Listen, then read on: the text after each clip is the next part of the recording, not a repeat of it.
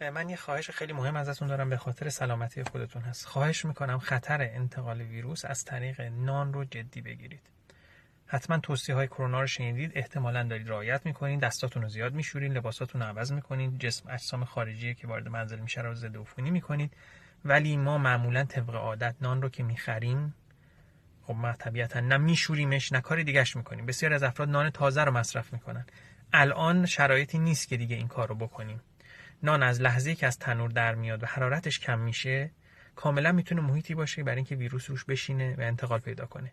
چه دست فروشنده که نان رو داره به شما تحویل میده، قبلش ممکنه با پولی که از یا کارتی که از دیگران میگیره آلوده شده باشه، چه دست خود شمایی که نان رو از ایشون تحویل میگیرید، به کیفتون زدید، به پول زدید، به کارت بانکیتون زدید یا چیزای دیگری رو بیرون ممکنه لمس کرده باشید. بنابراین شما ممکنه نانی رو که خود تحویل میگیرید، حتی اگه از دستای تمیز هم تحویل میگیرید، خودتون با دست خودتون آلوده کرده باشیدش. اگر ببرید منزل، دستاتون هم بشورین، لباستون هم عوض کنین، دوباره همون نان آلوده رو بخورین، این نون میشه اسب تروا برای اون ویروس. با این طریق وارد شده و خیلی راحت میخوریدش. به هر حال انتقال از طریق مخاط و فکال اورال هم برای این ویروس کاملا مطرح است، تواناییش بسیار بالا هست. فریز کردن هم این ویروس رو از بین نمیبره، چون تحمل دماهای بسیار پایین داره. تنها چیزی که از بین میبرتش حرارت هست. بنابراین نانی رو که گرفتین، بدون پلاستیک اولا داخل فریزر یا یخچال نذارید که بقیه چیزا آلوده نشن. وقتی میخواید مصرفش بکنید یا اگر همون لحظه میخواید مصرف بکنید، بعد کاملا داغش کنید. با هر چیزی که میتونید تمام سطوحش رو داغ بکنید.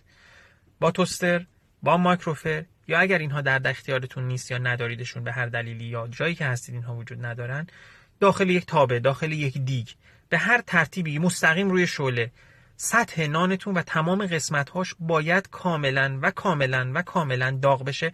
البته باید قبلش هم دستتون رو دوباره شسته باشید که خودتون دوباره نان گرم شده‌تون رو آلوده نکنید.